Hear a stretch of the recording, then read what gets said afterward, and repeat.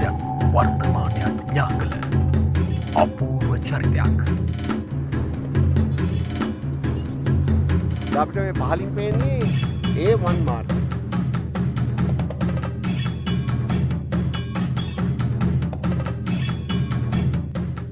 යාවත් කාලීන වූ නූතනත්වය හා බැඳුණු අපේකම